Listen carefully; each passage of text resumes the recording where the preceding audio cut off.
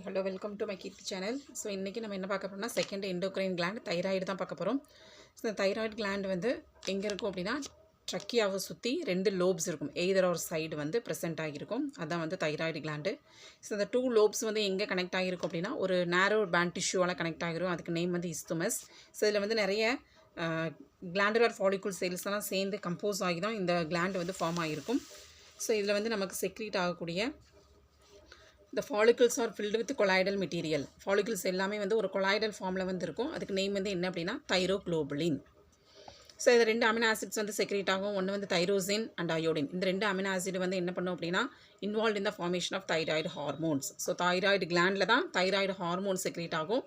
அதுக்கு இந்த 2 amino acids வந்து என்ன ஆகும் அப்படின்னா அந்த ஹார்மோன் ஃபார்மேஷன் ஆகிறதுக்கு இன்வால்வ் ஆகும். ஸோ என்னென்ன ஹார்மோன்ஸ் வந்து இந்த கிளாண்டில் செக்ரேட் ஆகுது அப்படின்னா triiodothyronine, tetraiodothyronine or thyroxine சொல்லுவோம். That is T3 and T4. ட்ரைனா T3, டெட்ரா அப்படின்னா T4.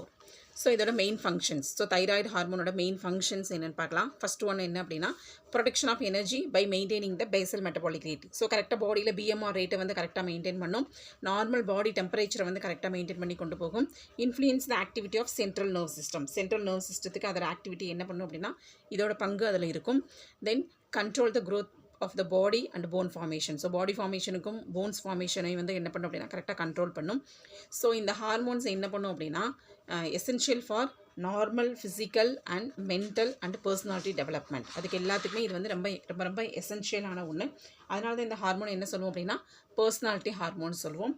அதே மாதிரி செல்ஸுக்கு இடையில் வந்து என்ன பண்ணும் அப்படின்னா செல் மெட்டபாலிசத்தை கரெக்டாக ரெகுலேட் பண்ணி கொண்டு போகும். இது எல்லாமே வந்து தைராய்டு ஹார்மோனோட மெயின் ஃபங்க்ஷன்ஸ். நெக்ஸ்ட் வந்து தைராய்டு ஹார்மோன் வந்து டிஸ்ஃபங்க்ஷன் ஆகும்போது இந்த ஹார்மோன் வந்து சப்போஸ் இன்க்ரீஸராக செக்ரேட் ஆனாலும் சரி டிக்ரீஸிங்காக செக்ரேட் ஆனாலும் நமக்கு வந்து டிசீஸ் காஸ் ஆகும். ஸோ ஃபஸ்ட்டு வந்து இன்க்ரீஸராக செக்ரேட் ஆகுச்சு அப்படின்னா அதுக்கு நேம் என்ன சொல்லுவோம் அப்படின்னா ஹைப்பர் தைராய்டிசம்னு சொல்லுவோம். டிக்ரீஸிங்காக செக்ரேட் ஆச்சு அப்படின்னா ஹைப்போ தைராய்டிசம்னு சொல்லுவோம். ஹைப்போனா டிக்ரீஸ்ட், ஹைப்பர் அப்படின்னா இன்க்ரீஸ்டு. ஸோ ஃபஸ்ட் நம்ம என்ன பார்க்க போகிறோம் அப்படின்னா ஹைப்போ தைராய்டிசம் பார்க்க போகிறோம். ஸோ ஹார்மோன் வந்து டிக்ரீஸிங்காக செக்ரேட் ஆச்சு அப்படின்னா நம்ம பாடியில் என்னென்ன டிசீஸ் வரும்.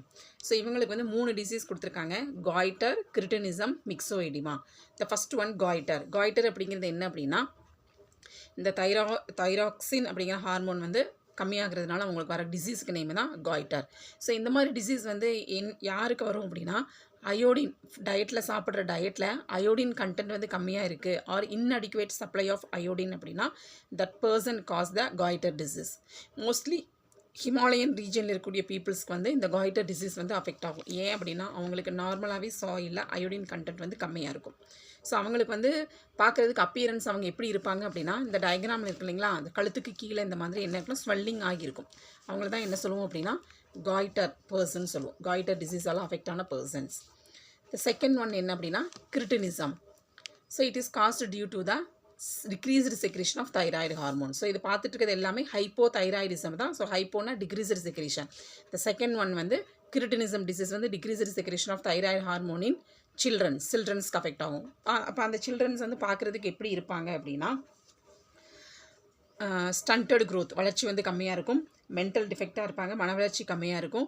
லேக் ஆஃப் ஸ்கெலிட்டல் டெவலப்மெண்ட் எலும்புகள் வந்து வளர்ச்சி இல்லாமல் குறைபாடாக இருக்கும்.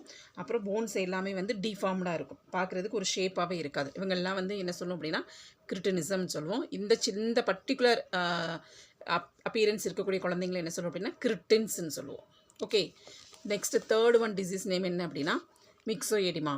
ஸோ இது வந்து தைராய்டு ஹார்மோன் வந்து கம்மியாகிறதுனால அடல்ட்டுக்கு வரக்கூடிய டிசீஸ். ஸோ அவங்க பார்க்குறதுக்கு எப்படி இருப்பாங்க அப்படின்னா மென்டலி ஸ்லெட்ஜிஷ். ஸோ மூளை வந்து வளர்ச்சி கம்மியாக இருக்கும். ஃபேஸ் வந்து எப்படி இருக்கும் அப்படின்னா ரொம்ப உப்பி போயிருக்கும். நல்ல பல்ஜாக இருக்கும் ஃபேஸு. பாடி வெயிட் வந்து ரொம்ப ஓவர் பாடி வெயிட் இருக்கிற மாதிரி இருக்கும். ஓகே, பார்க்குறதுக்கு வந்து ரொம்ப வித்தியாசமாக இருப்பாங்க. அவங்க தான் யார் அப்படின்னா மிக்ஸோஎடிமா. ஓகே, இது எல்லாமே வந்து hypothyroidism, decreased secretion of thyroid hormone.